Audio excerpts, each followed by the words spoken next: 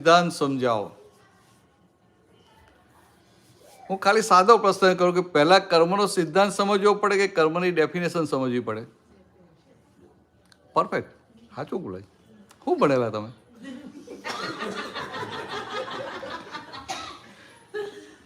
શું ભણેલા? ડિઝાઇનર. પણ આ પેલું કોલેજમાં શું કરેલું?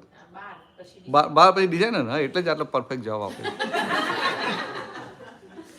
બરાબર છે ને?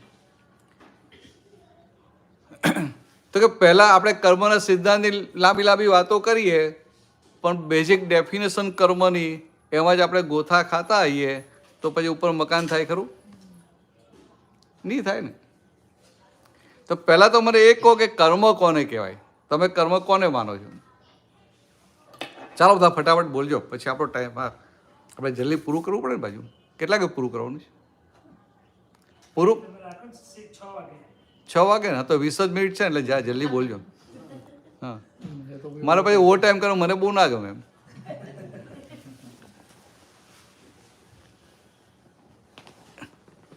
કર્મ કોને કહેવાય? બોલો, ચાલો તમે ઉપર બેઠા તમે જ બોલો ને.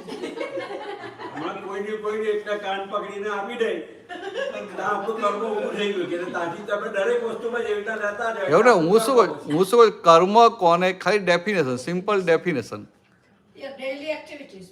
હા, બરાબર છે. એટલે આ બેન કહે છે કે ડેઇલી એક્ટિવિટીઝ, એટલે તમે જે કંઈ પણ ક્રિયા કરો છો, હા, એટલે યોર એક્શન ઇઝ યોર કર્મ. બરાબર. પછી આ વધારે આગળ જાય તો એવું કે આ એક્શન ઓફ બોડી, આ સ્પીચ પણ કંઈક કર્મ છે એવું કહો ને. અને પછી વધારે રિફાઇન કરે તો પછી કંઈક આ મનમાં વિચાર આવે ત્યાં કર્મ છે. બરાબર, આવું જ તમે કહેવા માંગો છો ને? હાલે એ ડેઇલી એક્ટિવિટી, એટલે એ ડેઇલી એક્ટિવિટી દેહની એક્ટિવિટી થઈ, બોડીની એક્ટિવિટી થઈ. એટલે કે આ દેહ, આ બોડીથી જે કંઈ પણ થાય છે એ બધું કર્મ છે, એવું એક કહે છે. તમે બધા શું કહો છો? બોલો જલ્દી, ચાલો. હા, એટલે ચાલો, એટલે કહે છે કે આંખેથી જોવું એ પણ કર્મ કહેવાય, બોડીથી થાય એ પણ કર્મ કહેવાય. એટલે કે બોડીની ક્રિયા અને મનમાં વિચાર આવે એ મનની ક્રિયા થઈ, એ કર્મ કહેવાય, એવું કહો છો ને? બરાબર. ચાલો તમે શું કહો? ચાલો જલ્દી જલ્દી. તમે ના બોલો બોલો, ચાલો જલ્દી. કર્મ કોને કહેવાય? તમને શું લાગે કર્મ કોને કહેવાય? ચાલો તમે બોલો, ચાલો ને. હા,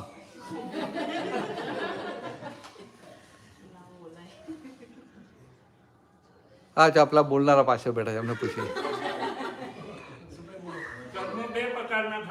ના, મેં પ્રકાર નથી કીધા, મેં ખાલી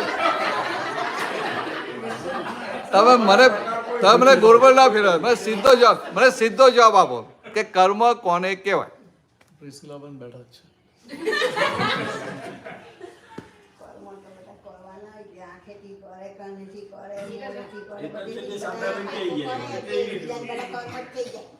જો હવે તમને સમજાવું, હવે તમને ખાલી આ હવે તમને સમજવા માટે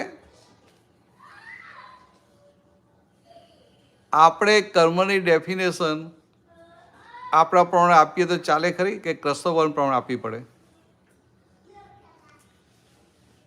કર્મની ડેફિનેશન કૃષ્ણ ગીતામાં આપી કે ના આપી? એટલે કૃષ્ણની રીતે કર્મ સમજવું પડે કે આપણી રીતે ચાલે? કૃષ્ણની રીતે સમજવું પડે ને. હવે કૃષ્ણ ભગવાને સિમ્પલ શબ્દ વાક્ય પૂછે, કર્મણ્યવાધિકાર રસ્તે મા ફલેસુ કદાચન, છે કે નહીં? એનો અર્થ શું થાય? કર્મ કરવાનો તારો અધિકાર છે અને કર્મ ફલમાં તારો અધિકાર નથી. અધિકાર એટલે શું? કે તારો કંટ્રોલ છે. જ્યાં કર્મ છે ત્યાં તારો કંટ્રોલ છે, અને જ્યાં કર્મ ફળ છે એટલે કે પ્રારબ્ધ કર્મ છે ત્યાં તારો કોઈ કંટ્રોલ, કોઈ સે નથી. બરાબર? ક્લિયર? આટલું તો એક્સેપ્ટ કરો ને. આ હું નથી કહેતો, આવું કૃષ્ણ ભગવાને કહ્યું છે. બરાબર. હવે પ્રિસિલાબેન, તમે આજે આ સત્સંગમાં આવ્યા, કેમ ના ભૂલા પડ્યા? તમે કેમ ના આવ્યા? તમને કોઈ કીધું ને? કોને કીધું? હા, મામીએ કીધું. ચાલો, બરાબર છે. એટલે મામીએ કીધું એટલે તમે આવ્યા. બરાબર ને? હવે મામીએ કીધું ને તમે આવ્યા, પણ તમને ઇન્ટરેસ્ટ પણ છે ને? બરાબર. તમને ઇન્ટરેસ્ટ છે ને તમારી ઈચ્છાથી આવે ને, એટલે તમને શું લાગે કે ભાઈ હું સત્સંગમાં ગઈ, લાગે કે ના લાગે? બરાબર છે. બાકી મને ના ગમતું તો હું ના જાત એમ. એટલે તમને લાગે કે આ સત્સંગમાં જવું એ મારા કંટ્રોલમાં છે, એટલે મારું કર્મ છે. જે આપણે ક્રિયાને કર્મ માને ને, આખા દિવસની ક્રિયા. હવે તમને હું સમજાવું કે તમારા કંટ્રોલમાં ક્યારે કહેવાય કે ફેવરેબલ સંજોગો ભેગા થઈને તમારાથી થાય, અને ફેવરેબલ સંજોગ ભેગા ના થાય ને ના થાય,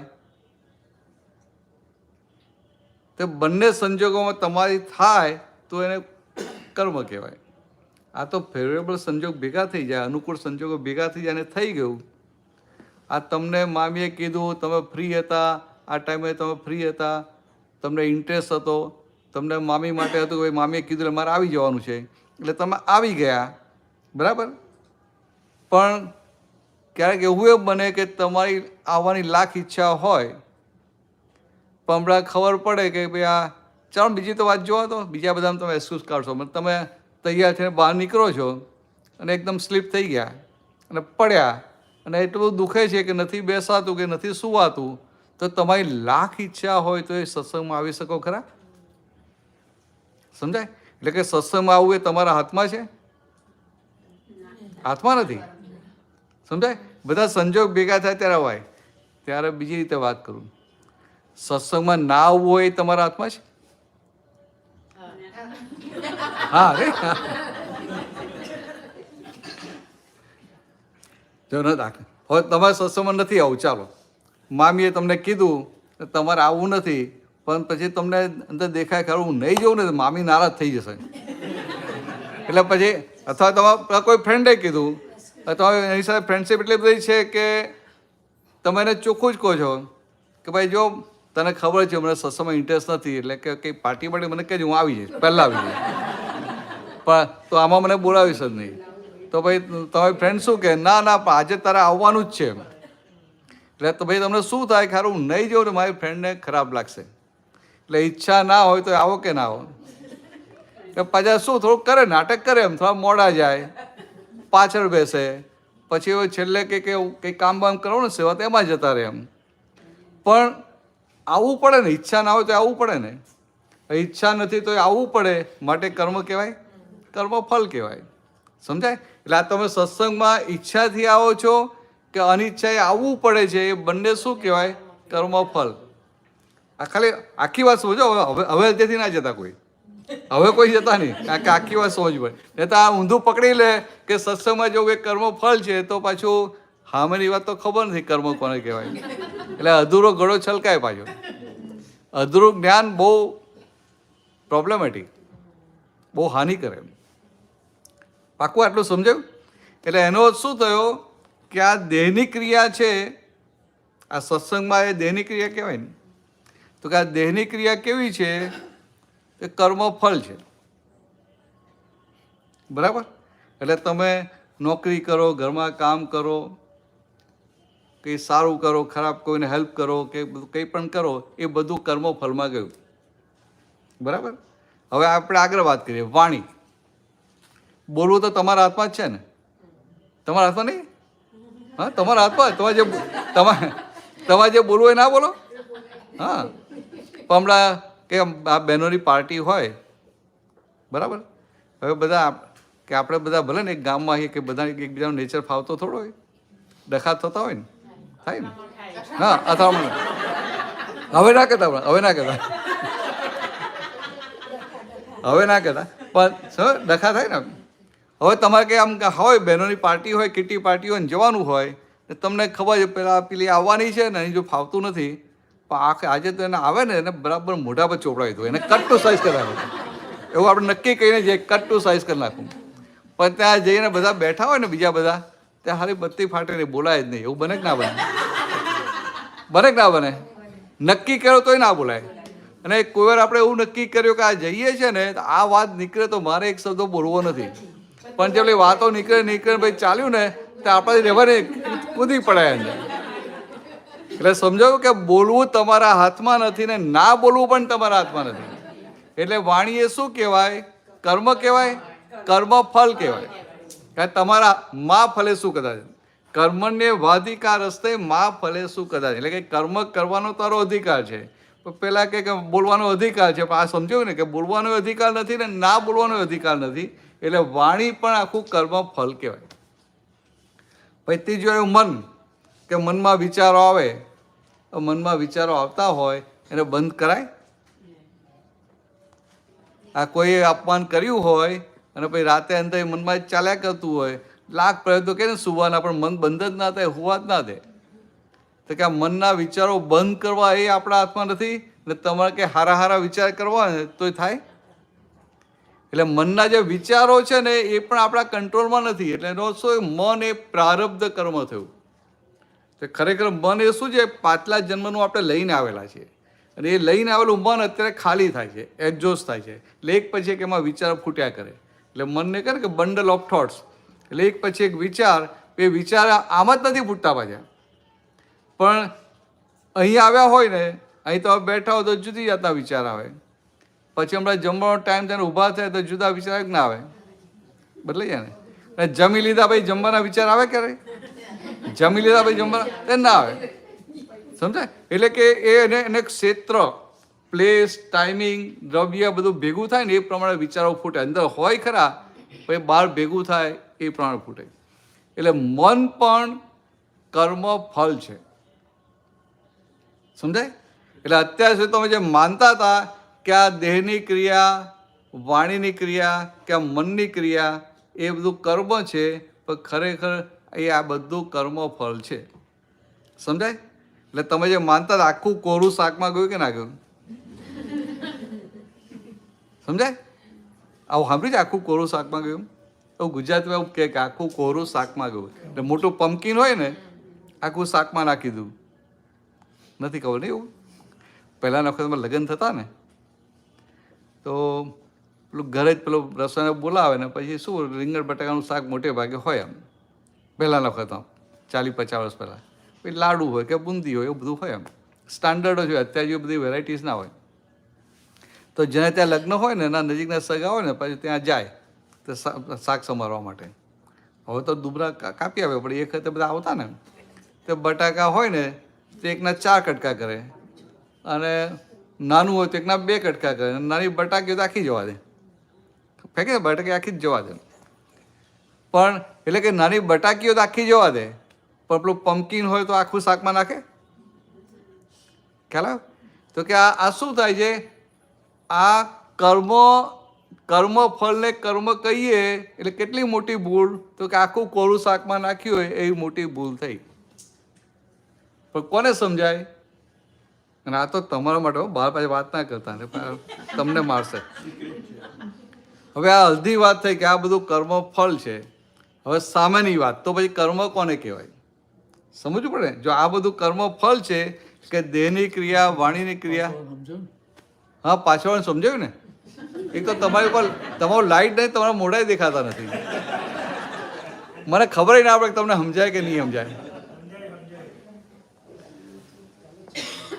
તમારી ઉપર લાઈટ કહો ને તો મોઢું દેખાય ને મને જરા.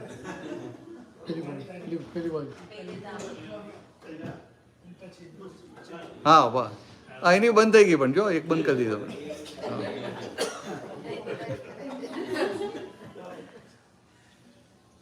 બધાને ક્લિયર આટલી વાત કે આ દેહની ક્રિયા, વાણીની ક્રિયા અને મનની ક્રિયા એ બધી ક્રિયાઓ એટલે action of body, action of speech અને એક્શન ઓફ માઇન્ડ એ ત્રણેય કર્મ ફળ થયું.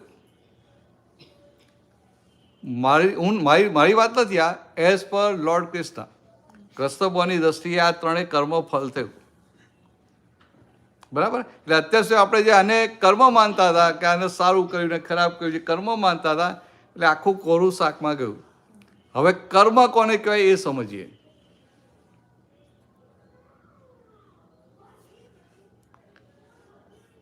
આ આપણે અહીંયા તો કોઈ મહેમાન આવે ને તો ફોન કર્યા વગર કોઈ આવે નહીં. એમ એટલે મહેમાન જ ના કહેવાય ને. મહેમાન એટલે અતિથિ ને, અતિથિ. તિથિ બતાવ્યા વગર આવી ટપકે એને અતિથિ કહેવાય. પણ ઇન્ડિયામાં તો અતિથિ આવે કે ના આવે? ઇન્ડિયામાં આવી જાય. હવે એમાંય ઓછું થઈ ગયું પણ આવી જાય ને. એ ખાલી એક દાખલો આપું.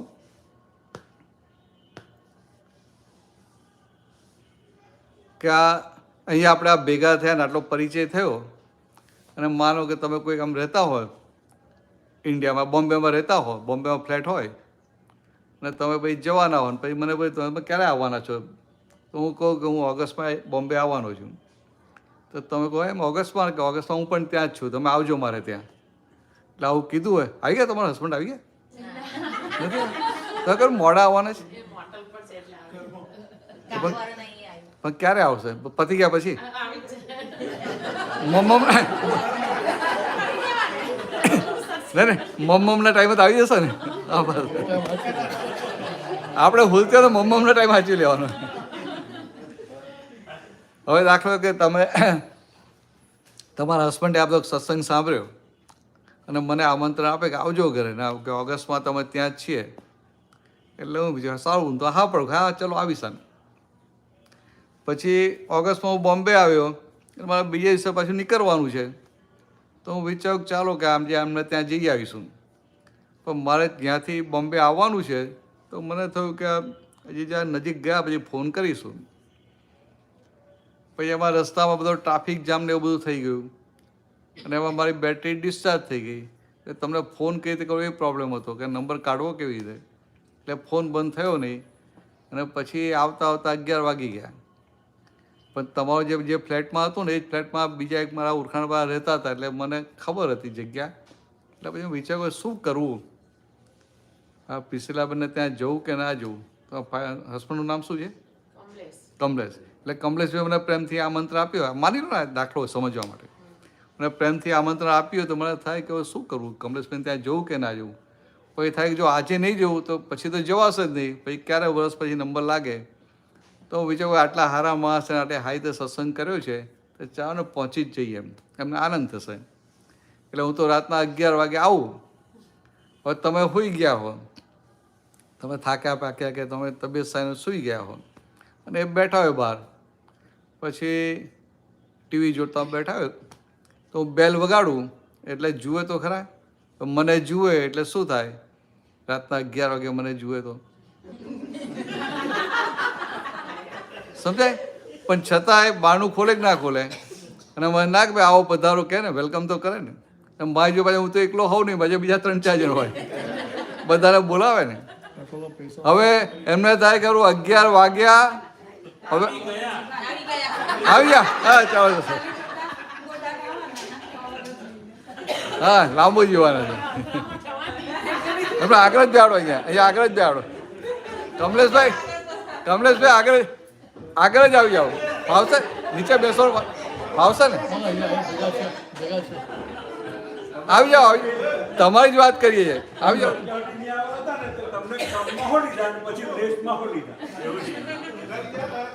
અહીંયા ખુરશી ખાલી છે. ચાલો કમલેશભાઈ, અમે વાત કરતા હતા, તમારી જ વાત કરતા હતા.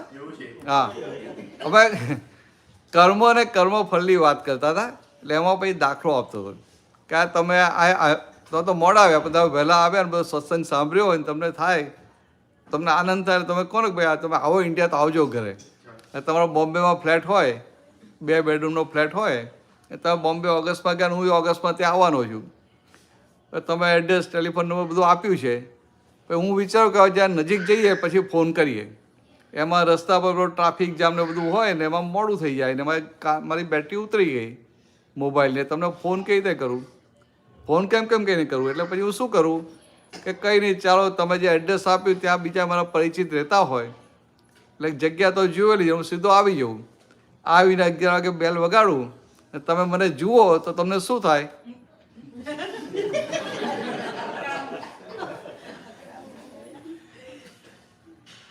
સમજાય? પણ છતાંય તમે દરવાજો તો ખોલો ને, અને આવો એમ તો કહો ને. મારી પાસે બીજા 3 જો એને બોલાવો કે ના બોલાવો? ખાનદાન તો ખરા ને તમે. હા, હવે તમે બોલાવો, અમે બેસીએ, પછી આ તો સૂઈ ગયા હોય, પાછા પિછલાબેન તો સૂઈ ગયા હોય, થાક્યા પાક્યા સૂઈ ગયા હોય. હવે તમે 5 મિનિટ માટે હું માની લો, આ દાખલો આપો ત્યાં સુધી, કે એમનો સ્વભાવ બહુ કડક છે. 5 મિનિટ માટે માની લો, ચાલશે ને?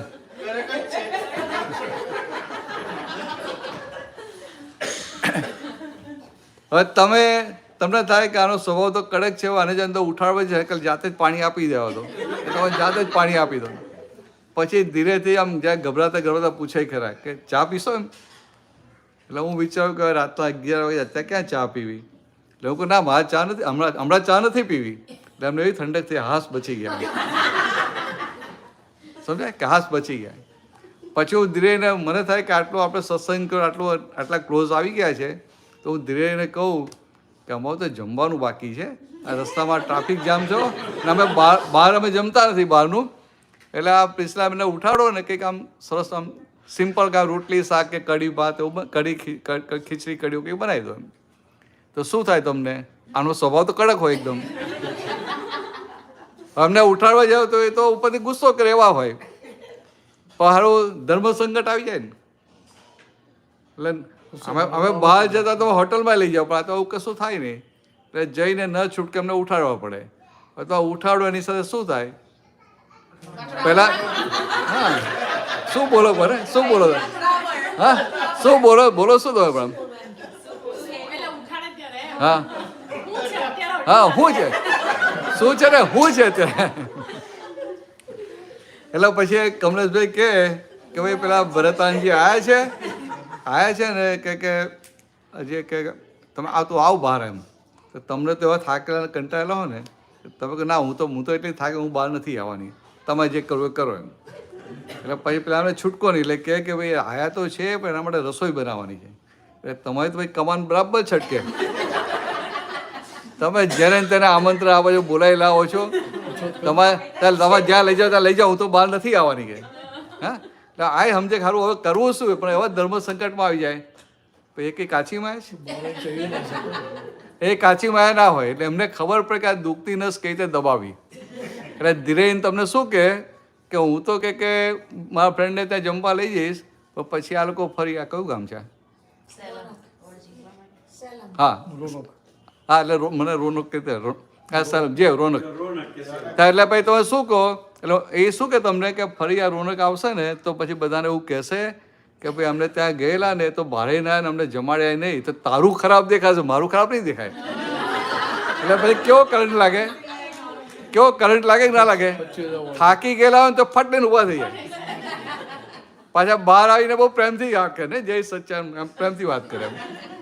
અંદર શું ચાલે બધું અંદર? હા અત્યારે અડધી રાતે ક્યાંથી મું આવે સમજાય? હવે મેં કહ્યું ખાલી ભાખરી શાક બનાવજો, પણ તમે હવે ભાખરી શાક બનાવો કે હવે રાતના 11?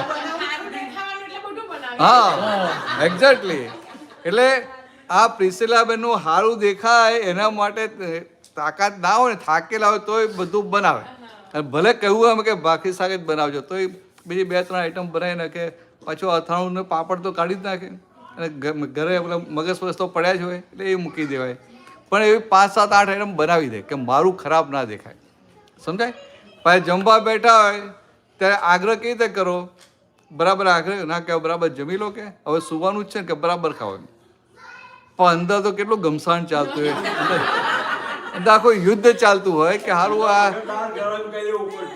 આ હા અંદર એવું ચાલે કે આ લોકો કંઈ મેનર જેવું છે કે નહીં, અડધી રાતે આવી ટપકે છે.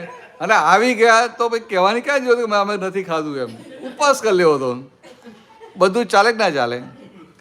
હવે આ તો બધું અંતસ્કરના લેવલે ચાલે છે ને, મનના લેવલે. એટલે મેં આપણે શું વાત કરી કે આ મનની ક્રિયા પણ કર્મફળ છે. એટલે આ કર્મફળ જ થયું ને, આ કર્મ ના થયું. આવું અંદર ઊંધું ચાલે છે ને એ કર્મ ના થયું, કર્મફળ જ થયું. પણ હવે તમારી સત્તા ક્યાં છે સમજાવું, તમારો કંટ્રોલ. આ પ્રિસિલાબેનને અંદર બધું ઊંધું ચાલતું હોય તો એ વખતે તમે એના મન જોડે વાત કરી શકો કે ના કરી શકો? પોતાની જાત સાથે વાત તો થાય કે ના થાય? એટલે આપણે ના કહીએ કે ભાઈ આ તમને આટલું બધું તોફાન અંદર ચાલી રહ્યું છે, પણ આ તો કયા વગર આવી ટપક્યા એટલે અતિથિ કહેવાય. અને આપણે તો આર્ય કહેવાય. આપણા આર્ય સંસ્કાર શું છે? અતિથિ દેવો ભવ. એટલે આવું આપણે મનને સમજાવીએ તો મન સમજે કે ના સમજે? એટલે મન જ્યાં ખૂબ પોઝિટિવ ચાલતું હતું, પણ તમારી સિગ્નેચર નેગેટિવ ચાલતું હતું, સિગ્નેચર પોઝિટિવમાં થાય કે ના થાય? એન્ડોર્સમેન્ટ પોઝિટિવમાં થયું ને. તો ક્યારેક કર્મનો હિસાબ એવો ભારે હોય ને કે તમે મનને ગમે એટલું સમજાવો ને તો મન એગ્રી ના થાય. ત્યારે મને શું કહેવાનું કે what you want to do you do it, I don't agree with you. સમજાય ને? મનથી છૂટા પડે, પણ હું તારી સાથે એગ્રી નથી. તો શું થયું કે મન જે નેગેટિવ ચાલે છે એમાં તમે સહમત નથી, એટલે તમે સહમત ક્યાં છો? પોઝિટિવમાં. હવે આ વસ્તુ તમારા કંટ્રોલમાં ખરી કે નહીં? સમજે? આ વસ્તુ 100% તમારા કંટ્રોલમાં છે. અને કૃષ્ણભાઈ શું કહ્યું? જ્યાં તમારો કંટ્રોલ છે ત્યાં નવું કર્મ છે. હવે તમે જુઓ, અત્યાર સુધી આપણે ક્રિયા ને બહારનું દેખાય ને આનું સારું દેખાય એના માટે બધી મહેનત કર્યા કરતા હતા. કર્મફળના ભાગમાં, પ્રારબ્ધના ભાગમાં મહેનત કર્યા કરતા હતા. અને જ્યાં અંદર બગડી જાય છે ત્યાં તો આપણે જાગ્રત જ નહોતા. એટલે કૃષ્ણભાઈને બીજી જગ્યાએ કહ્યું, યા નિશા સર્વભૂતાનામ તસ્યામ જાગૃતિ સંયમી. એટલે કે જ્યાં આખું જગત સૂઈ જાય છે ત્યાં સંયમી જાગે છે. પણ હું નાનલો હતો ને ત્યારે હું 7મા હતો ત્યાં સાંભળેલું. તો મને શું વિચાર આવ્યો કે આપણે રાતના મોડા સુધી જાગીએ અને સંયમી વહેલા સૂઈ જાય, એટલે આપણે જાગતા હોય ત્યારે એ સૂઈ જાય, અને સવારે આપણે મોડા ઉઠે ને એ વહેલા ઉઠે, એટલે આપણે ઊંઘતા હોય ત્યારે જાગતા હોય. હવે આ મેં તમને કર્મ અને કર્મફળની વાત કહી ને તો તમને સમજાશે કે આખું જગત ક્યાં ઊંઘે છે? પ્રારબ્ધના ભાગમાં, કર્મફળના ભાગમાં. મારું ખરાબ ના દેખાય એ ભાગમાં જાગે. અને જ્યાં નવું કર્મ બંધાય છે ત્યાં ઊંઘે કે ના ઊંઘે? અને સંયમી કેવા હોય કે નવું કર્મ બંધાતું હોય ત્યાં જાગ્રત હોય અને કર્મફળના ભાગમાં ઊંઘતા હોય. સમજાય વાત આખી? એટલે આ તમને જો સમજાય ને તો તમારા માટે this can be A turning point of your life. કારણ કે અત્યાર સુધી કર્મ શું છે જ ખબર નથી, એટલે ઊંધા ઊંધા કર્મો બાંધ્યા કરતા હતા. પણ હવે તમને આ સમજાયું એટલે ક્યાંય અંદર પર નેગેટિવમાં જતું હોય તો એને ફેરવીને પોઝિટિવ કરાય કે ના કરાય, અથવા એની સાથે ડિસએગ્રી થવાય કે ના થવાય. સમજાય? તો કે આ તમને હાથમાં ચાવી આપી એટલે હવાથી આજ સુધી જ્યાં પણ નેગેટિવમાં એન્ડોર્સમેન્ટ થઈ જાય, સહી થઈ જાય, સહી બદલીને પોઝિટિવમાં કરી દેવાની. ફાવશે? એટલે તમારા નવા કર્મો બધા પુણ્ય કર્મ થશે. અને પુણ્ય કર્મ થાય એટલે સુખ આવે કે ના આવે? તમારે સુખી જ થવું છે ને, એટલે આ વચ્ચેની ચાવી આપી દીધી. હવે બીજી રીતે વાત કરું, આનો તમને એક્ઝામ્પલ જે આ વધારે આપું. આ કમલેશભાઈ એટલે બંધ કરવાનો ટાઈમ થઈ ગયો ને, એવું છે ને? એવું નથી ને? હા, તો થોડી 10 મિનિટ લઈ લો.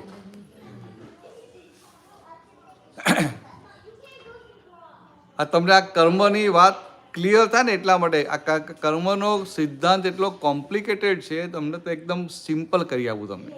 સિમ્પલ. દાખલા તરીકે, કયું ગામ તમારું? કયું ગામ? એના. એ તો બધા મોટા ગામો ને એની વાતો ના થાય. પણ એના બધા હોય પાવરફુલ. તમે છો જ ને. ખાલી એક એક્ઝામ્પલ આપું કે આપણું ગામ હોય, નાનું ગામ હોય અને થોડું રિમોટ પ્લેસ હોય, એટલે બધી વ્યવસ્થા ના હોય. એટલે ગામના લોકો વિચારતા હોય કે આ જો એને 10-12 ગામના બધા છે, બધા સ્કૂલે નથી ને આ બધું નથી ને ગવર્મેન્ટ કંઈ કરતી નથી, તો કે આપણે કંઈક સારી સ્કૂલ બનાવીએ. એટલે પછી આખો પ્રોજેક્ટ લીધો હોય અને 25 કરોડનો પ્રોજેક્ટ હોય આખો. તમે પછી આવું ગયા ગામમાં, તમે ગામમાં જાઓ એટલે બધાને ખબર પડતા વાર લાગે? ખબર પડતા વાર ના લાગે? આમાંય તમે એવો છો કે વાર ના લાગે. અને આમ વાર ના લાગે, તરત આમ ખબર પડી જાય કે ભાઈ આ પ્રિસિલાબેન આવ્યા છે.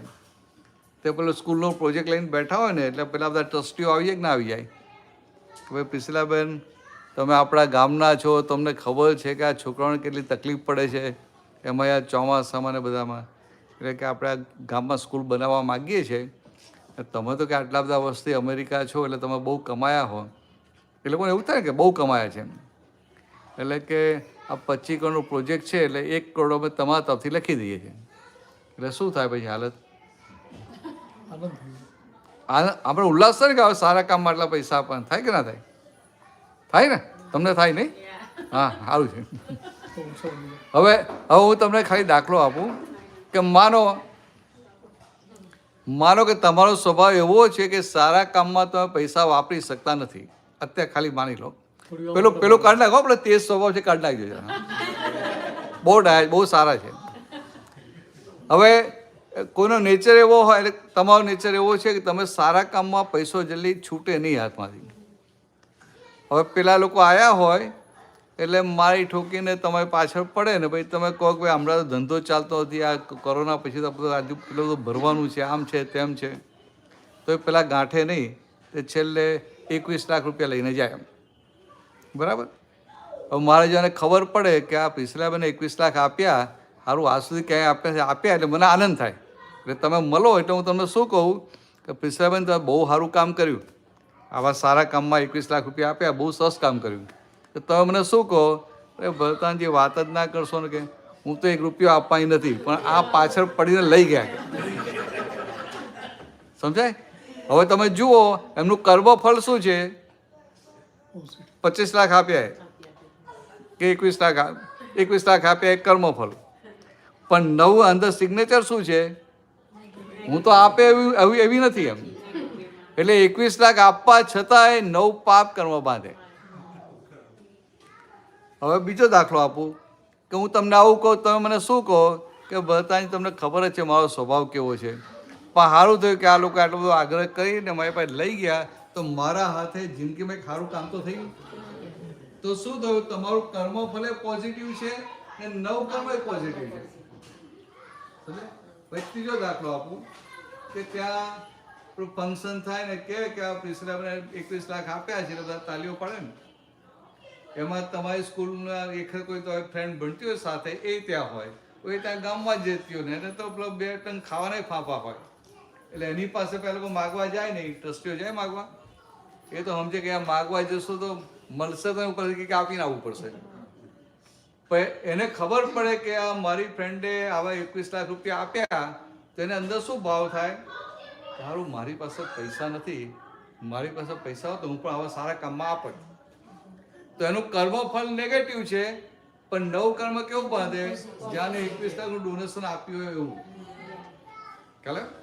ને ચોથો દાખલો આપો, એક તમારી ફ્રેન્ડ તમને શું કે, અરે પ્રિસિલા તું કેવી મૂર્ખ છે, અમેરિકામાં રહે છે, તને ખબર નથી પડતી, આ તો બધા તારા પૈસા લીધા પણ કશું કામ કરશે નહીં, બધા પોતાના ખિસ્સામાં નાખશે.